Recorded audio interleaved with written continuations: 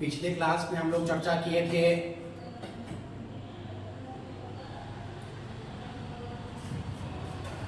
मौलिक अधिकार के बारे में। मौलिक अधिकार,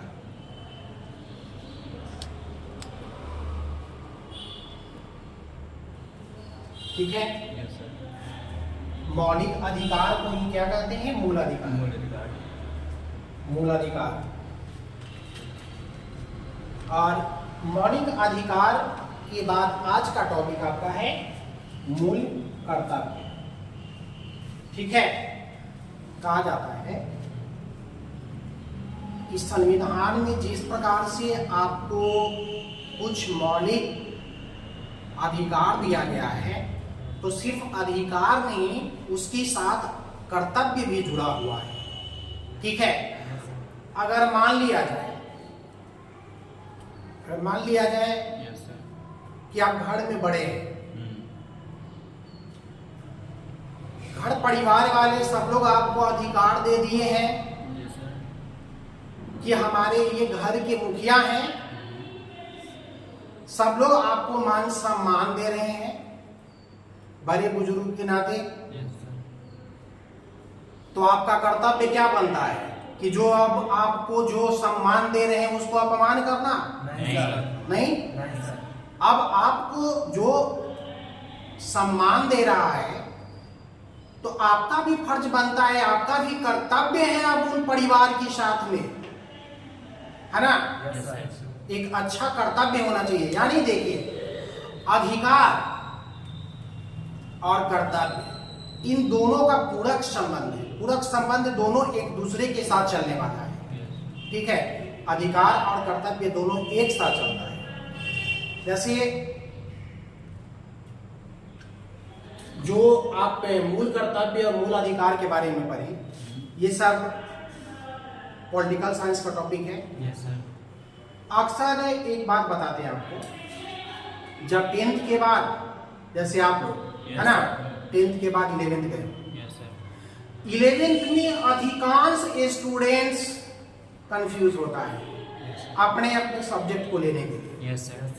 ठीक है ना। यहाँ तो स्ट्रीम चेंज हो जाता है, 10th के बाद हो जाता है साइंस, आर्ट्स और कॉमर्स।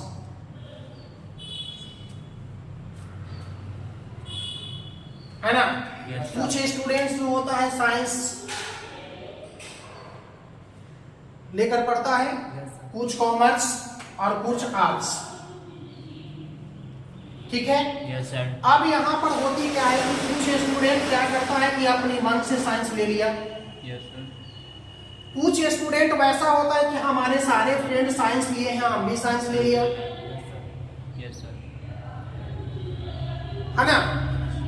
अपनी योग्यता, अपनी सोच, अपनी बुद्धि से नहीं लिया। जब देखा कि मेरे 10 दोस्त थे उसमें से सब ले लिया तो हम भी ले लिया साइंस। अगर ज्यादा कंफ्यूज है तो टीचर से पूछेगा, है ना। जहां शुरुआत में 10th पढ़ा है तो ज्यादा करके स्टूडेंट अपने टीचर से राय लेता है कि सर अब मैं क्या करूं, साइंस ले लें, कॉमर्स ले लें कि आर्ट्स ले लें। ठीक है। तो अधिकांश टीचर उसको सजेस्ट करते हैं, सही बात है, अधिकांश टीचर सजेस्ट करते हैं क्योंकि उसको वो 10th में पढ़ा चुके हैं, है ना, उसकी योग्यता को जान रहे हैं। तो जान रहे हैं तो वो बोलते हैं कि नहीं नहीं तुम साइंस ले लो, तुम अच्छे हो, ठीक है, तुम अच्छे हो, साइंस ले लो। ठीक है। टीचर की नजर में अब लगता है कि साइंस नहीं, चलो तुम कॉमर्स ले लो। ठीक है। अब कुछ स्टूडेंट्स को उनकी दिमाग में लगता है ना कि तुम तो भाई आर्ट्स से ले लो, है ना।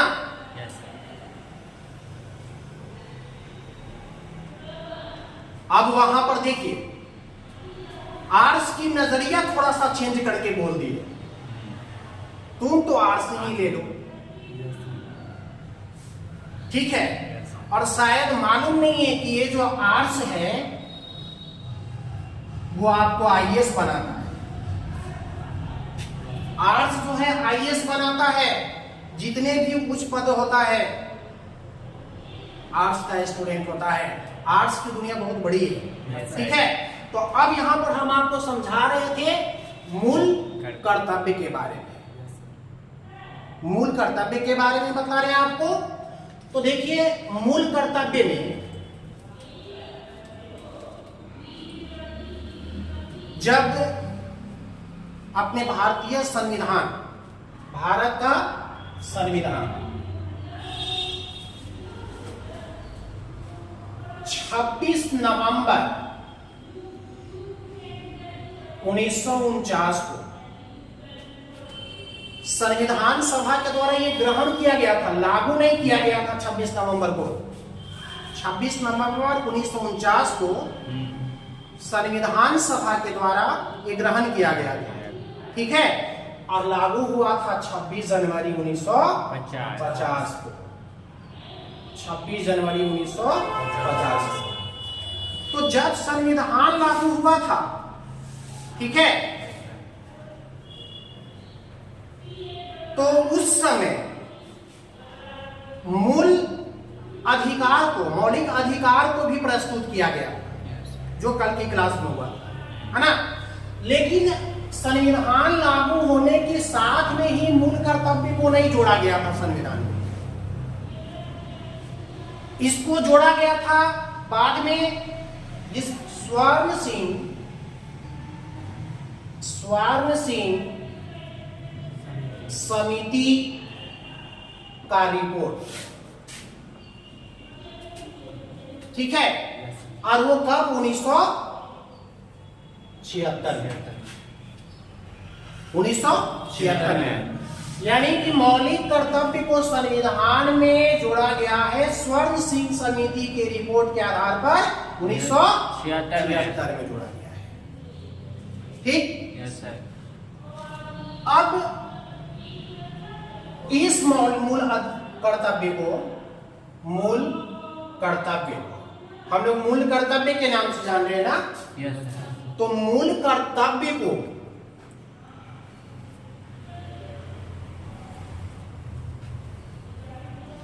सोवियत संघ यानी सोवियत रूस, ठीक है, सोवियत रूस के संविधान से लिया गया है। मूल कर्तव्य को किस देश के संविधान से लिया गया है? सोवियत रूस के संविधान से लिया गया है, ठीक है। इसमें जब 1976 में संविधान में जब जोड़ा गया तो 10 मूल कर्तव्य को जोड़ा गया था, 10 मूल कर्तव्य को जोड़ा गया था, ठीक है। कब? 1976 में। लेकिन बाद में, ठीक, बाद में जब अटल बिहारी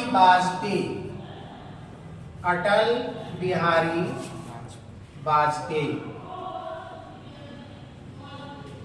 भारत के प्रधानमंत्री थे, तो जब अटल बिहारी वाजपेयी की सरकार बनी थी 2002 में,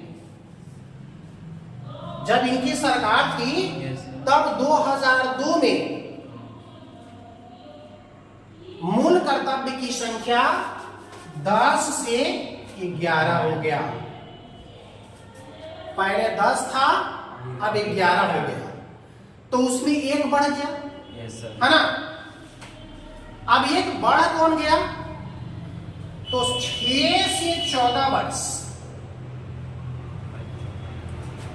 6 से 14 वर्ष लड़का या लड़की, है ना, दोनों के लिए, ऐसा नहीं इंडिविजुअल लड़का के लिए नहीं और कोई भेदभाव लड़कियों के साथ नहीं, लड़कों और लड़कियों के लिए जिनकी उम्र 6 से 14 वर्ष है उसके लिए निःशुल्क शिक्षा अनिवार्य कर दिया गया, ठीक है। और इसी को मूल्य कर्तव्य में जोड़ा गया। तो पहले 10 था और अब 10 से हो गया 11, ठीक है। अब हम लोग जरा देख लेते हैं, यहां पर चर्चा करते हैं कि जो मूल कर्तव्य है। अब यह मूल कर्तव्य पहले 10 था, Yes, sir. ठीक है, और बाद में जब अटल बिहारी वाजपेयी की सरकार बनी उस समय, यानी कि अटल बिहारी वाजपेयी की कार्यकाल में मूल कर्तव्य को एक और जोड़ दिया गया, तो हो गया टोटल 10 से 11। अब पहला है राष्ट्रीय ध्वज। राष्ट्रीय ध्वज यानी कि भारत का राष्ट्रीय झंडा, है ना? Yes, sir. क्या है? 3 रंग का तिरंगा, है ना? तो राष्ट्रीय ध्वज, राष्ट्रीय गान, राष्ट्रीय गीत, ठीक है? Yes, sir. राष्ट्रीय ध्वज, राष्ट्रीय गान और राष्ट्रीय गीत तथा संविधान की रक्षा रक्षा करना, है ना? Yes, sir. हम आपको पहले ही बताए, आपको शुरुआत करने से पहले, कि अगर परिवार के मुखिया बन जाते हैं आप, घर परिवार में सारे लोग आपको आदर सम्मान देते हैं, Yes, sir. तो आपकी भी कर्तव्य बनता है उनकी रक्षा करना, Yes, sir. है ना? तो उसी तरह से जब आपको अधिकार दे दिया गया है तो आपका कर्तव्य क्या है? राष्ट्रीय ध्वज, राष्ट्रीय गान और गीत, संविधान की रक्षा करना। उसके बाद दूसरा, स्वतंत्रता संग्राम के नायकों को आदर सम्मान प्रकट करना। भारत की स्वतंत्रता संग्राम में जितने भी अमर शहीद हुए हैं, ठीक है, उनको आदर सम्मान प्रकट करना, ठीक है। Yes, sir. उसके बाद देश की संप्रभुता, अखंडता और एकता को बनाए रखना, मतलब अपने देश की यूनिटी, एकता, बिखरे नहीं, हिंदू मुस्लिम सिख ईसाई जो भी है अपनी जात पात धर्म को लेकर भेदभाव ना करें, ठीक है ना? सब लोग अपनी यूनिटी, एकता को बना कर रखें। नेक्स्ट है देश की रक्षा करना, देश की रक्षा के लिए हमेशा तैयार रहना, ठीक है। Yes, sir. आपका ये कर्तव्य है कि देश की रक्षा करना। Yes, sir. आजादी दिलाने में कितने लोग शहीद हो गए, है ना? Yes, sir. आपको आजादी मिल गई, संविधान में आपको स्वतंत्रता का अधिकार भी मिल गया, Yes, sir. तो अधिकार मिल गया। अब आपका कर्तव्य बनता है कि आप देश की रक्षा कीजिए और रक्षा के लिए हमेशा तैयार रहिए, क्या करना? है ना? Yes, sir. नेक्स्ट, सभी धर्मों के लोगों के साथ, जितने भी धर्म है सब लोगों की बात की गई है, किसी इंडिविजुअल कोई एक धर्म की बात नहीं की गई है। सभी धर्मों के लोगों के साथ एक समान व्यवहार रखते हुए भाईचारे का संदेश देना, यानी कि धर्म के आधार पर कोई भेदभाव नहीं करना। धर्म अपनी अपनी है, भारत धर्मनिरपेक्ष राष्ट्र है, Yes, sir. सब लोग अपनी अपनी धर्म को मानिए, अपने अपने धर्म के पालन कीजिए, लेकिन भाईचारे का संबंध बना कर रखिए। नेक्स्ट, राष्ट्र की संस्कृति और गौरवशाली परंपरा को बनाए रखना। राष्ट्र की संस्कृति कहा जाता है ना, आप लोग क्लास 12 के इंग्लिश में पढ़िएगा, पहला लेसन है इंडियन सिविलाइजेशन एंड कल्चर, जिसको महात्मा गांधी के द्वारा लिखा गया है, ठीक है। इसमें अपनी भारतीय संस्कृति और सभ्यता का पूर्ण वर्णन किया गया है और कहा गया है कि अपनी देश की सभ्यता दूसरे देश की संस्कृति और सभ्यता से बिल्कुल अलग है, ठीक है। इसकी संस्कृति है, अडिग है, इसको मिटाया नहीं जा सकता है, यह अपने पूर्वजों का देन है, ठीक है। तो वही है, राष्ट्र की संस्कृति और गौरवशाली परंपरा को बनाए रखना। नेक्स्ट, प्रकृति द्वारा प्रदान की गई सभी चीजों की सुरक्षा करना,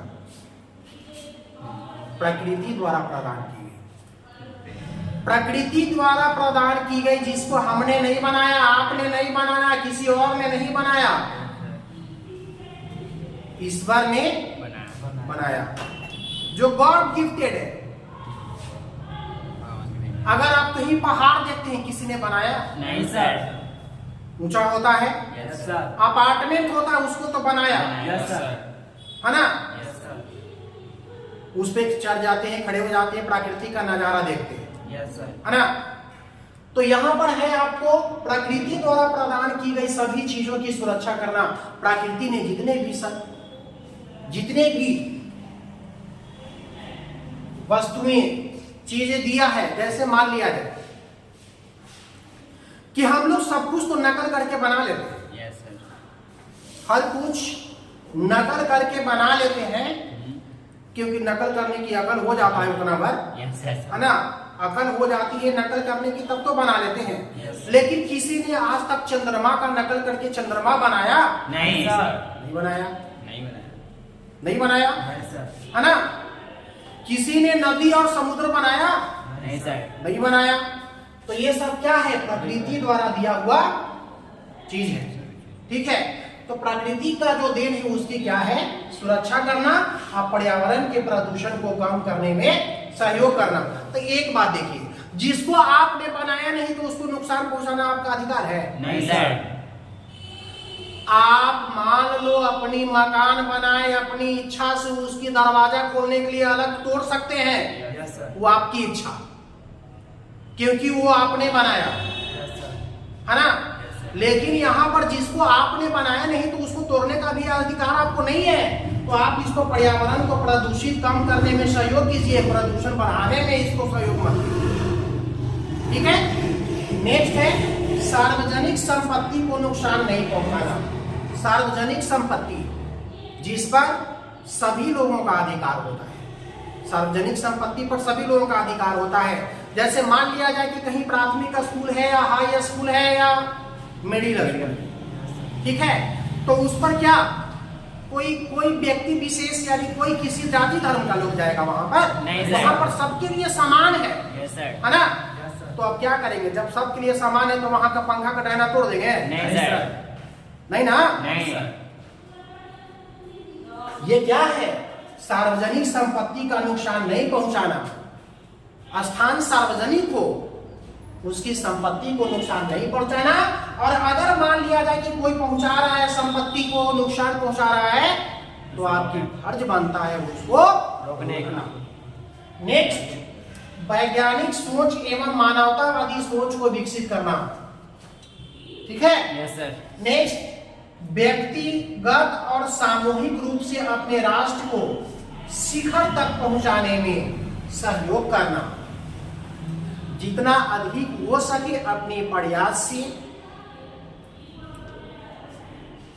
अपनी देश विकसित देश है, इसको विकासशील देशों की तरह, है ना?